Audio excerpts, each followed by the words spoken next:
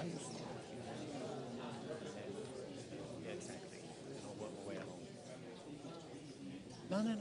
You do what you got to do, and I might do a follow-up with you as well.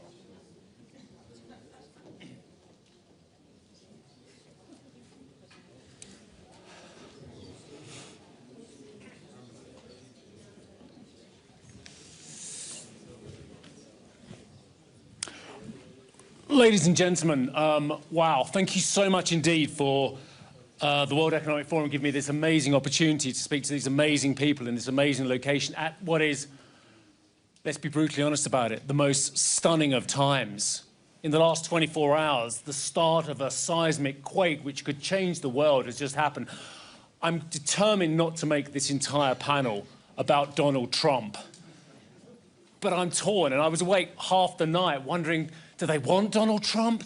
Do we just go for it on Trump, or do we just actually put him in context of the rest of the world? And I think that's where I'm going to go with this as well, because there are so many important things going on here in Europe, in the Middle East, in the United States, regardless of who the president is, in Asia as well. And we've got so many concerns about whether China is going to make it to 4.6% this year, whether they really made it to 5% last year as well. So there are growth drivers and growth challenges absolutely everywhere we look. We have 44 minutes to discuss this.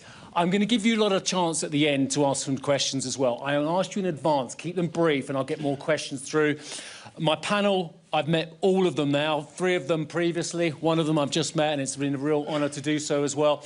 And the best panels are where the moderator shuts up and the panellists really go for it amongst themselves. I will endeavour to do that.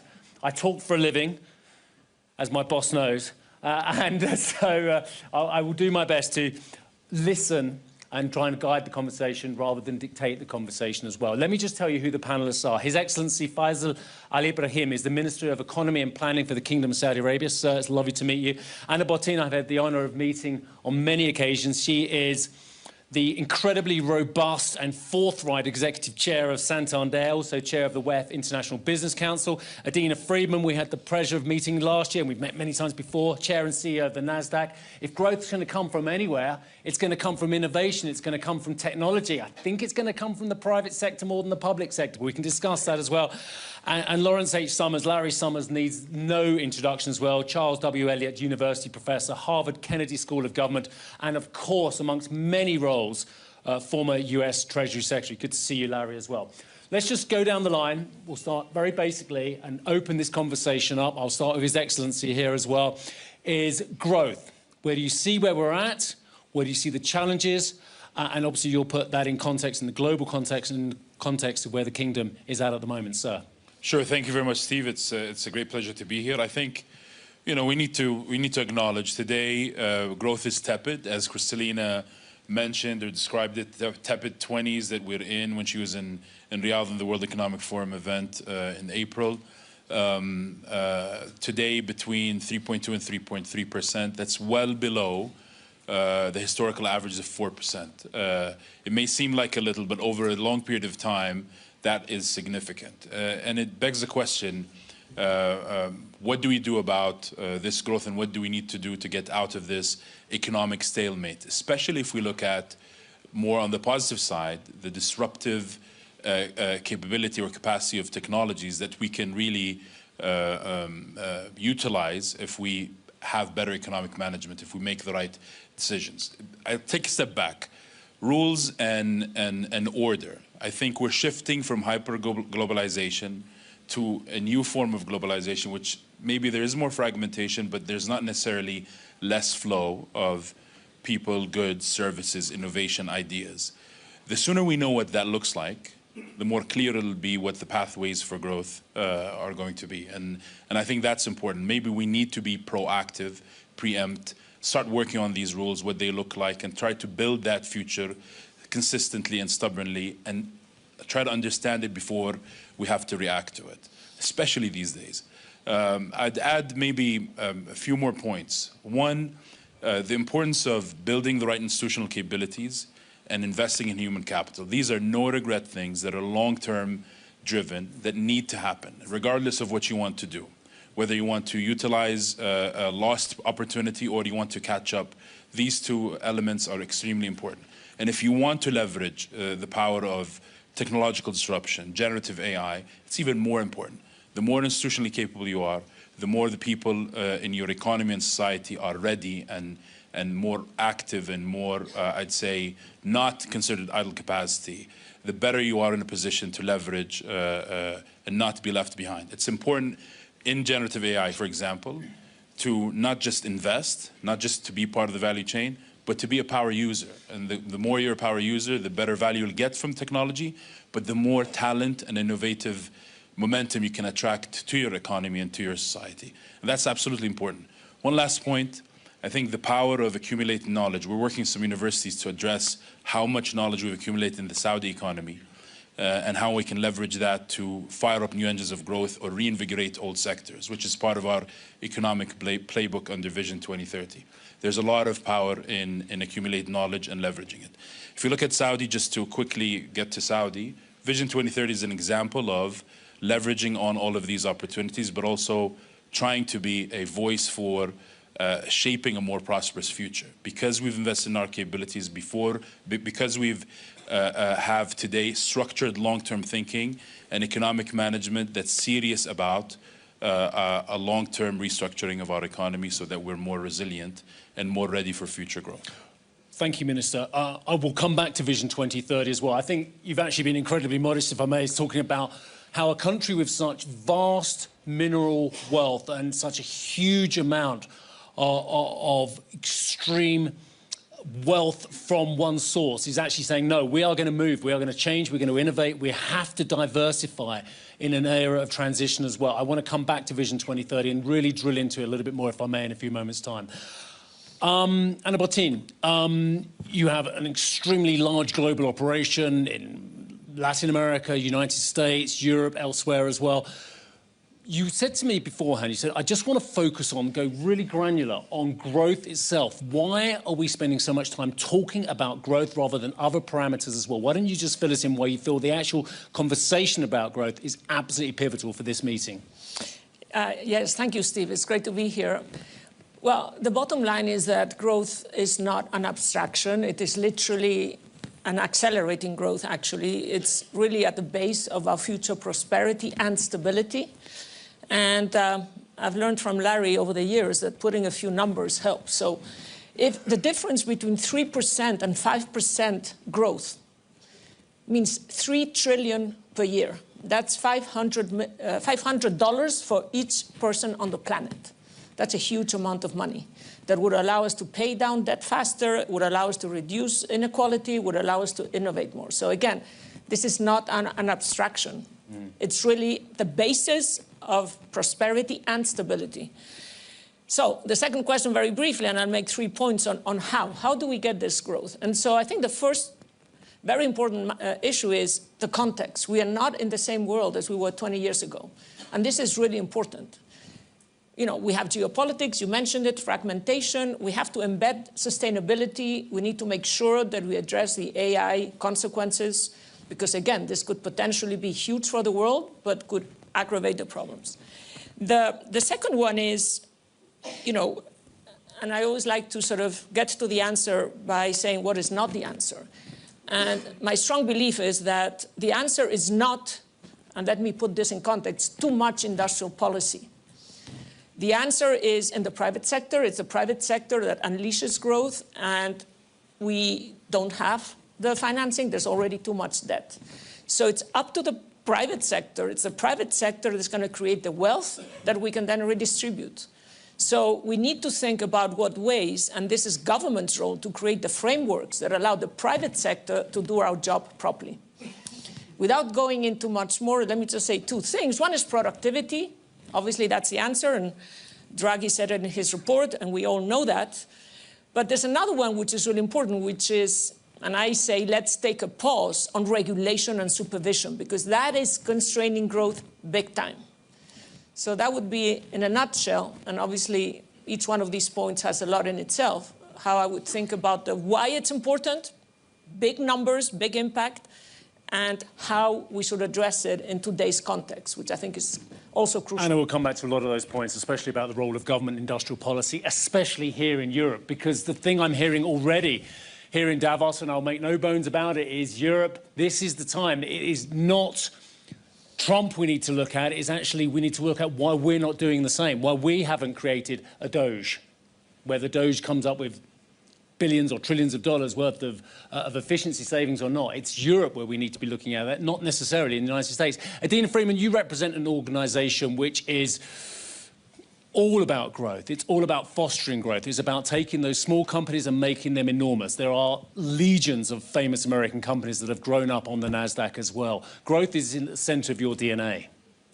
True.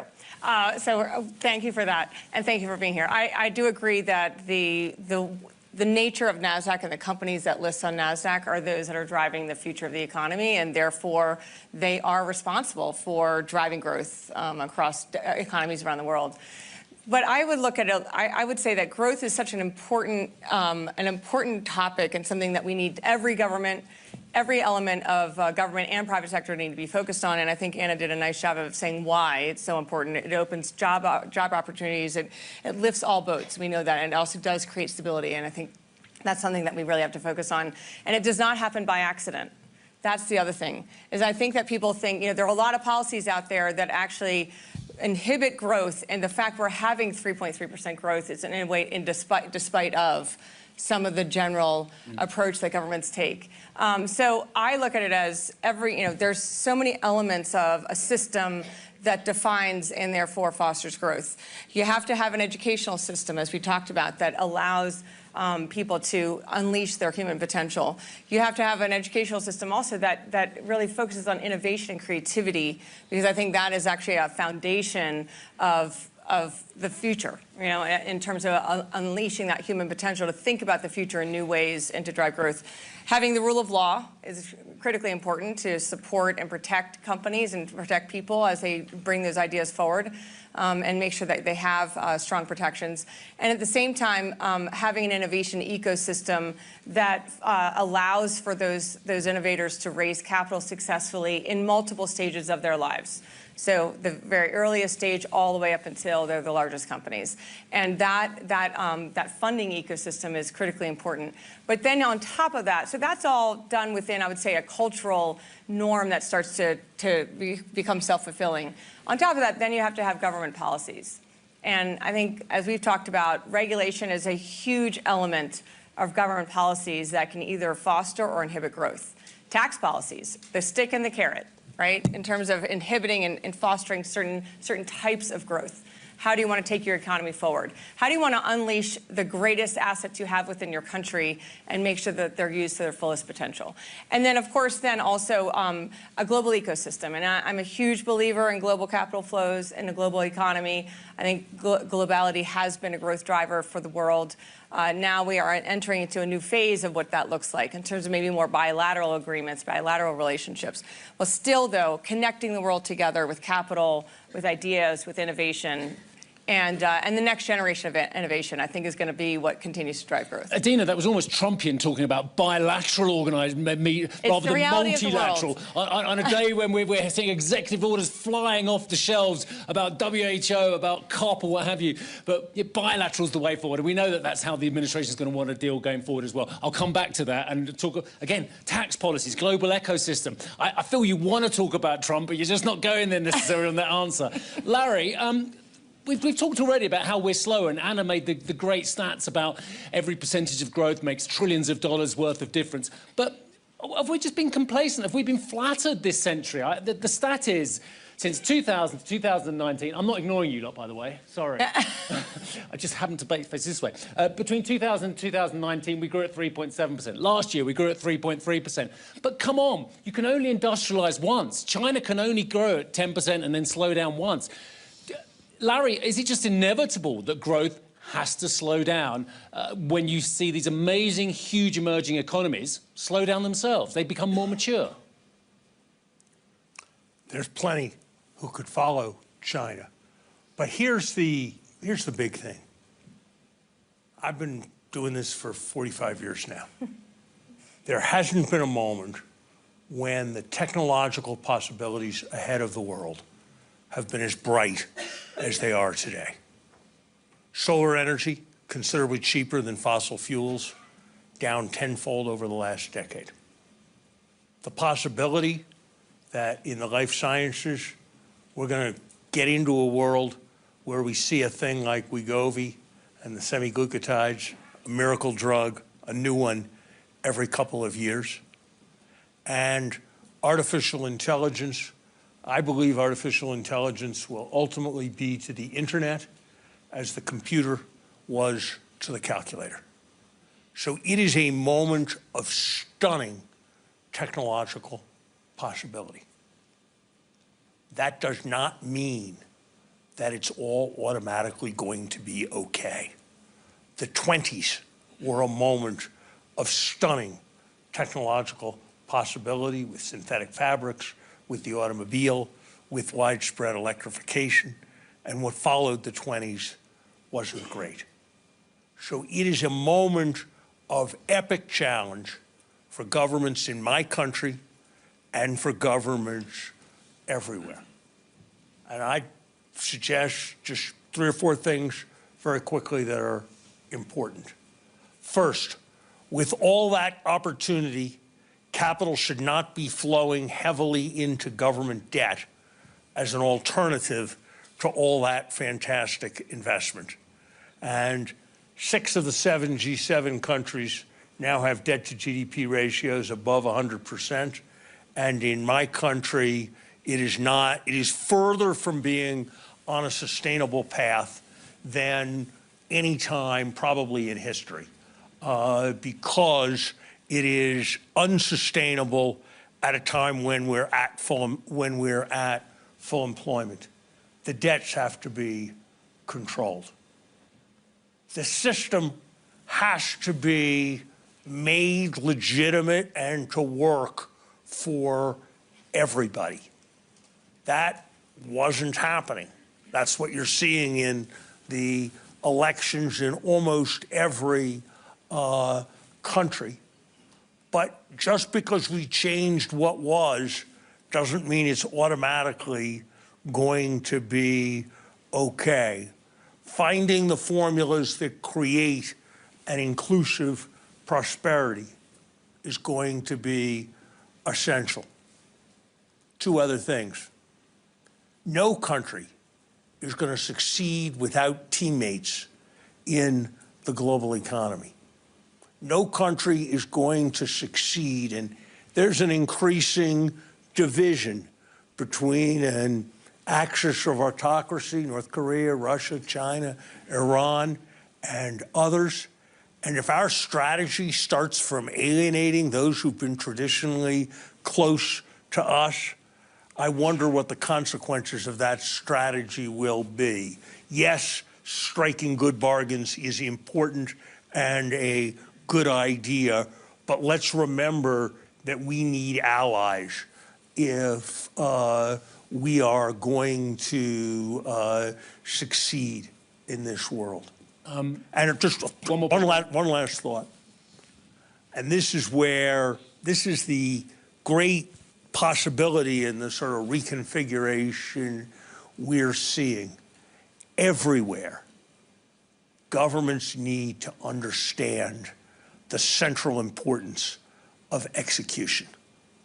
The first way Donald Trump came to prominence as a public figure was when the skating rink in Central Park couldn't get fixed by the public sector, and he fixed it quickly in a way the public sector couldn't. That is a small metaphor for a huge thing that needs to get corrected in our country and everywhere else. And if we can get a government that is less about having new ideas and taking on new missions and responding to new market failures, and more about executing on fighting the fires, keeping the streets safe, collecting the taxes efficiently, and letting businesses function, there are huge potentials ahead in this world. We have covered a lot of ground already. I want to go through some of these issues as well. You've mentioned the 20s led to the 30s, of course, and there's great stunning innovation like the automobile, which, you know, we have a similar level of innovation now. Actually, Larry, I'll come back to you just quickly on this one as well. Why aren't the 2020s going to turn into the 2030s equivalent to what they did a century ago, or are they? You've mentioned a lot of concerns. What is the most obvious policy change that global governments can make to avoid entering the 1930s equivalent? I think it's, I don't want to choose between the four I said: getting debts under control, maintaining some measure of alliance, making sure that everybody feels like they're part of what's happening, and getting things done effectively. Governments do those four things, great possibilities ahead. They fail, and a lot can go wrong. This is the bit where we all open it up and we all just get involved as well. But I'm sorry, but getting other countries and allies to go along with you doesn't appear what I heard in the last 24 hours as well. Getting debts under control. No government, Bush, Obama, Biden, Trump again, none of them have got the debts under control. They're getting worse and worse, with tens of trillions of dollars expansion, 6% deficits, the norm in France, the norm in the United States as well. So I am genuinely worried about debts. I am genuinely worried about execution, especially here in Europe as well. And again, the inclusivity of bringing partners along. Someone else come in on here at this one as well, because you don't want to hear from me as well. Adina, where do you have your biggest concerns? Can I say something? Yes, you can. Go for it. So, I mean, I was remembering actually this morning that I was on a panel with Larry just at the beginning of the financial crisis 15 years ago. And one of the key points, and I don't remember exactly the context of the panel, but, you know, thinking about this idea that what is it we need to get growth going, and growth going in the right way with redistribution, thinking about what AI means. And by the way, Larry made a great comment. I asked him, how do you see AI? And one of the things he said, is this something like, you know, the new computer? And he said, no, this is one of three eras in history. We had the agricultural revolution, the industrial revolution, and this is the third, right? So it's incredibly important we get growth, and we get growth the right way. And so, as I said before, I think governments need to give the frameworks, but industrial policy, you know what, even if you like that, we don't have money for that. Again, he just made a point. And in that panel, I used something which I call the four-legged stool, and allow me as a European and financial sector to make the point that the four-legged stool consists of fiscal, monetary policy, structural reforms, obviously there's a lot in there, and yes, the financial sector.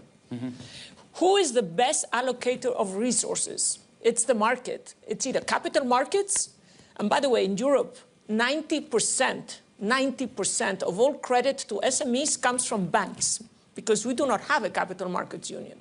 In the US, you have capital markets, and so how can we unleash the financial sector to better distribute these investments? But Anna, it's a single market only in name, isn't it? Yeah, look at what Andrea Ochel's trying to do over in Germany as well. They don't want to know over in Germany. They don't want a single market for banking. CMU, there was a Brit, Lord John Hill, when we were in the EU, by the way, many years ago, who tried to push forward CMU. He was making great strides. We still don't have CMU. We still don't have a plan at the top that's being enacted. We talk about a plan. We talk about Letta. We talk about Draghi. What's going wrong in Europe, Anna? And we've got 10 minutes for that. No, you've got 2 minutes to answer what's going on in Europe. Again, let me tell you what we are not. We are not, respectfully to Larry, a museum. We are at risk of becoming a museum. But who develops the latest vaccines? I mean, a lot of the innovation is actually happening in Europe. Yeah. You know, we have a huge amount of startups. Issue is that they start here and then they go to the United States. By the way, in that sense, I don't think they're going to close up, because they would lose a lot of talent and, you know, and growth. So I do think Europe has a diagnosis. I think Europe has a huge opportunity to lead. We're still 5% of the population and 20% of the economy, so we haven't done so badly. And the trick is, and I agree, we're at the crossroads where we can either take the right side, and again, don't think about politics, but I always say Europe has a range of options in economy where we get it right and we can do great. Yeah, well, and so Well, we don't just, Americans innovate, we don't just regulate. You're saying we innovate, then the Americans take those companies over. But we're starting to understand that. And, you know, the president of the commission just announced an omnibus simplification. I applaud that. There is much more we can do. I said at the conference that we had in November, let's take a pause on regulation and supervision. By the way, this is not different from what the American government wants to do. We just need to do more and faster, and for once, be ahead of the US. And that is why am I really worried about deregulation? Nothing can ever go wrong with deregulation, especially in the United States, can it? I mean, there's no episodes of that gone wrong last couple of No, I'm not decades. saying we go back. I'm saying let's take a pause. Let's not do anything more and see what we've done, and then what is it we need in terms of... But if the US is already innovating, and if the US is already growing at 2.7% in 2025, according to the IMF, and over 3% in 2024, why do we need deregulation? Oh, okay. I'll give you an interesting stat. So if we look at the world over the last 50 years, and we've done some work with BCG on this, the world itself has gotten about 6 times more complex. Right? There's an enormous amount of complexity that's been brought into the world. And that complexity is both, you know, it can be geopolitical complexity, it can be technological complexity, it's a lot of complexity. But complicatedness, which means how do we process that complexity and drive actual processes and drive for actual practices, has grown 35 times in the last 50 years. So 6 times more complex, 35 times more complicated. And that's because when complexity comes in, if you leave it to governments to manage that complexity, they're going to do it through policies and practices, and they're going to do it through regulation. And when they evaluate regulation, and you know, I operate in a very, very regulated world. What you really want to make sure of, and this is where I think both the U.S. and Europe and others can learn a lot, is they focus more on the inputs than the outputs, meaning they have an idea on how they want to make sure they're regulating certain behaviors to make sure that as a new, let's say, new innovation comes along, or as a financial crisis hits, that they try to protect the population from it. Well, they have an idea on what they want to try to achieve, but through the process of developing that regulation, they're more focused on the check the box on what are the inputs to driving that outcome as opposed to the actual outcome. Wow. So a lot of times a regulation doesn't in fact achieve its outcome, but it creates a lot of complicatedness within an organization. So one of the things we're really focused on in the financial industry, because we now are a very scaled software provider to the industry, risk management, regulatory reporting, et cetera, is how do you simplify this complicatedness? And some of it is through just pure technological progression, meaning taking the latest technologies, cloud and AI, and driving them through the operations of banks and brokers and exchanges and infrastructure, and making it so that there's just more efficiency. But a lot of that's going to have to be also in partnership with the regulators, because the regulators are going to have to allow that to happen. And then the second thing is this idea, instead of calling it deregulation, we like to call it smart regulation. Right. You know, creating a smart regulatory environment that really focuses on outputs, also looks at regulations and realizes there are a lot of regulations on the books that were designed decades ago that probably are no longer relevant, but we're still having to comply.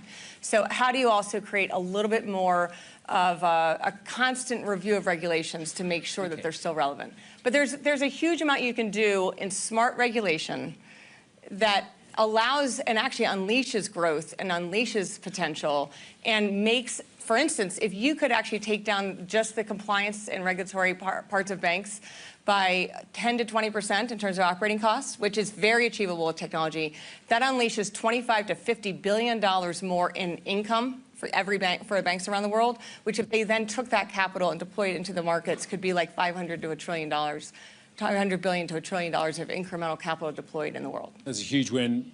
But that's what smart regulation can achieve. Minister. So I'll just comment on this and then I'll expand to your earlier question. I think the question about regulation and deregulation, I think it's about the journey of innovation. I think we don't want to pre-regulate, regulate at the right time of the innovative process, and it needs to respond to a specific risk and in engagement with the private sector, not in isolation of the private sector. And then I think it's okay to regulate towards a certain objective after evidence becomes clear. But it's about smart regulation, in my view. Whether it's deregulation, back to the US, whether it's deregulation, industrial policy, trade policy, I think it'll take us a quarter or two to understand what that would look like, exactly what the impact will be. And maybe then a year to understand exactly what that would mean for the global economy. But regardless, I think whatever U.S. economic policy will look like will not just be something that will impact the global economy today and the near future. It'll probably be the seeds towards a long-term restructuring of the global economy. You go to China, I think there's two things. One, they're talking about a new model that today has achieved potentially the 5% target. But what would that model look like with time, and what would that look like with a rivalry or a trade discussion, let's say, with the US? If you go to Europe, and I'm not an expert, I'm just saying, I think whatever Europe's in today, we should not dismiss the power of the accumulated knowledge in the European economy that can, with the right economic management, come back and be activated. And that's something we need to consider when we talk about future of growth. I'll talk a little bit about probably what we need to get out of tepid growth to a better profile, let's say. We need intrepid leadership. And by that we mean bold leadership that's inclusive, disruptive, but constructive, a long-term, really attached to the long-term horizon, but actioning as of today. If you look at Vision 2030 in Saudi Arabia, that's an example of that bold leadership that has led us to plan with confidence, deliver with optimism, but also manage with prudence. The whole objective of Vision 2030 is to detach our economy from, Saudi Arabia's economy, from relying or having to rely on oil inflows and diversify our economy. We've made a lot of progress there. We're closing the year at 3.9%. We expect 25 for non-oil growth. We expect 2025 to be 4.8% and 2026 to be around 6.2%. But that's just GDP, which doesn't tell you everything. We're laying a foundation for a more diversified, productivity-led economic growth story. And the second priority is unlocking the full potential of human capital. That's what really is the long-term, I'd say, play. And here again, institutional capabilities, more capable governments, a more dynamic private sector, a more engaged third sector is going to be useful. And we need to get some questions out of the way as a global economy as well. Ask you, time is of the essence. Are you worried about debt accumulation at a time when the budget needs $90 a barrel plus? The current oil price is significantly lower than that, with discounts to Asian buyers as well. Are you in a race against time, given the fact that Larry was saying debt accumulation is one of the big concerns he has? Look, it's about managing with prudence. And for the first time, the Kingdom, under Vision 2030, went from short-term planning to medium-term fiscal frameworks to long-term fiscal planning. And the name of the game is maintaining that long-term view, but having the agility to revise. I'll go back to what Adina said, something I mentioned yesterday, leveraging your assets and capabilities for the optimal return in the long term, keeping in mind the big picture and what future generations need is what's driving Vision 2030 and our momentum behind it. And one of the things that I think, first of all, just notice the GDP growth that he just mentioned, right? The rest of the world would like that. But one of the things that I find most compelling about how they established Vision 2030 was they focused on KPIs from the very, very beginning. I mean, governments in general, if we could actually have industrial policy that focused on true KPIs and kind of how do we actually drive to the outcome and stay focused on the outcome and make sure all the activity and action is driven towards achieving that outcome. I think that there's so much that the public sector can learn. That is obviously how the great private sector companies operate, but it is seeing an entire country choose an approach like that and having every single person you go to and talk to in the kingdom knows those KPIs. I mean, it's been propagated across the entire population. I think it would be an amazing, amazing enabler for other developed countries to be able to drive that and bring their people with them down that journey. I'm going to bring Larry in next. Just to put you on notice, think of a couple of questions. I'm going to literally get 2 or 3 in as well, and they will be short as well if you can. So just putting you on notice for questions as well. Larry Summers. I think Adina made the crucial point that we need to distinguish between smart regulation and dumb regulation, not between regulation and no regulation. Nobody can look at the American experience with fentanyl, the fact that the financial crisis happened, the way fire safety was regulated in Los Angeles, and the experience of those of us who have young daughters, teenage daughters, with social media, and think that the only problems are of non-regulation or under-regulation. and nobody could engage in being regulated without thinking that there are massive excesses. So we need to reframe the debate around having smart regulation rather than dumb, rather than more or less. As long as it's just more or less, it's going to be completely sterile. Anna, I sure hope you're right about Europe, because I think an immense amount about how our planet evolves depends on what happens in Europe. I have to say that just as I was kind of starting out as an economist, we had a wave in the United States. People associate it with Ronald Reagan, but it actually began with Jimmy Carter, who deregulated planes, deregulated pipelines, deregulated trucks, and then there was more in the 80s. And I have to say, I don't see it. I don't see anything that looks like the United States major deregulation force in Europe right now. And until I do, I suspect that there's going to be a Lagarde report 6 years from now that's going to sound sort of like the Draghi report. So we know the recipe. I sure hope I'm wrong, but I can't say I'm hugely optimistic as I watch from a distance. Okay, one quick round. I want to ask you what tariffs and protectionism and trade barriers means to the prospect for growth in 2025. It's coming, unless it's just one big transaction and we're all going to live happily ever after and deals are going to get done left, right and centre with Mexico, with Canada, with the EU, with the UK and with China, etc. as well.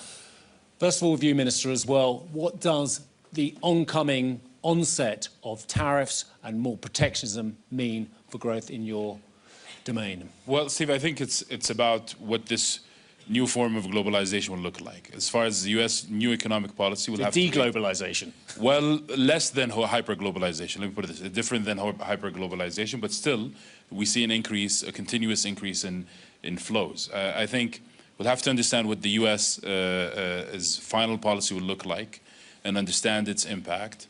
But it's time for more economic integration regionally and more clear bilateral, let's say, arrangements or agreements that help protect the flow of and trade and flow of goods and services, ideas and people, for us to continue unlocking more avenues of growth. But a very quick follow-up. Are American policies, as spoken about already under the 47th President of the United States, a direct threat to the kingdom, which has been a reliable supplier of oil to the United States for decades? I've been covering OPEC for decades. I've had some great interaction with various of your energy ministers, if I may say so, including Mr. Al-Naimi, which is on YouTube, and it was an interesting interaction. And but given that you've been a reliable partner, is it a direct threat to the kingdom? So the kingdom is more integrated in the global economy. More of the stuff we do at home in terms of unlocking the potential impacts not just the region, but the global economy, and vice versa. We're always assessing what policies will look like and how we need to respond, but we're relying on dialogue and continued mutual benefit, additional, I'd say, value-adding relationships. With the U.S., we've had a long-standing, strong relationship that spanned 8 decades, regardless of which administration. It was strong regardless of which administration was in office, and we look forward to continuing the discussion with this administration. Anna, the biggest threat from tariffs and trade protectionism and deglobalization for your world? Well, we all know what happens, and again, Larry was referring to the 20s and 30s. I think we're missing the bigger point, though. The elephant in the room right now is, tariffs on goods, cars, and things we build. Our economy is 70–80% services. What is the trade balance in services between Europe and the US?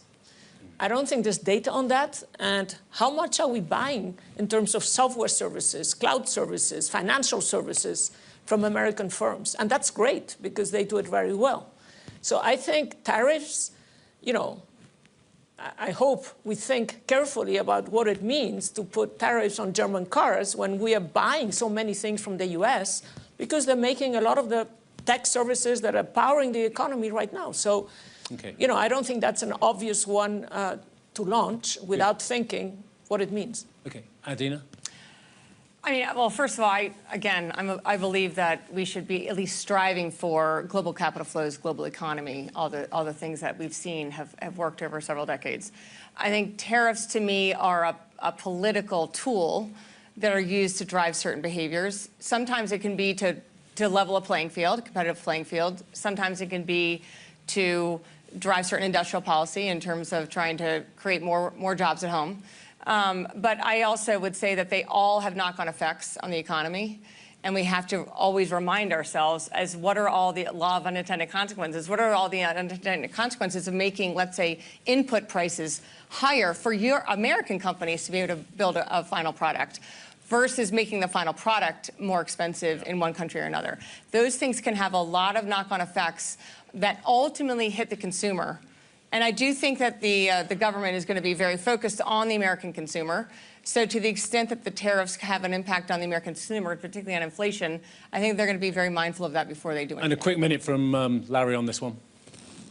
35 times as many people work in U.S. industries that use steel and aluminum as work in the steel and aluminum industries. That has to speak to the merits or demerits of putting tariffs on to protect steel and aluminum, as has been done on a bipartisan basis. Tariffs are a self-imposed supply shock. They raise the price and they reduce the quantity that's available to buy. Supply shocks are not good for economies. Yes, there's bargaining. Yes, there's certain circumstances involving national defense, but economists are famous for disagreeing on things. But I think there is no proposition that would command more universal agreement across the economics profession than the idea that the sustained application of broad-based tariffs apart from particular purpose is not likely to be economically positive. Thanks, Larry. First question. Do you know what? This gentleman over here had his hand up first of all. Let's get that one in. Can you make it really quick? Because as ever, I've gone way over. Thank you for the floor. You've got a microphone there, I think. Thank you for the floor. My name is Lucas Kistler. I'm a global shaper, politician, and architect representing the Davos Hub. My question would be how to decouple economic growth from resource exploitation and carbon emissions. Okay, who wants to pick up on that one? How do we decouple economic growth from clean technology? Innovation's the answer. Clean technology is the only answer to that question, and it looks far more possible today than it did 10 years ago. Okay. No, I was talking in the context of Saudi. I mean, it's diversifying our sources of growth, having to rely on more than one channel that brings that flow from more than one exported product. We have the resources and the assets and capabilities to advance our industrial complex so we can export more competitively, direct our incentives towards a more competitive set of non-oil exports, and then put in some fiscal measures that really shield our economy from relying on a single commodity price as we transition from one structure to another, which kind of we are in the middle of at the moment. Very smart regulation, and let the market do the transition.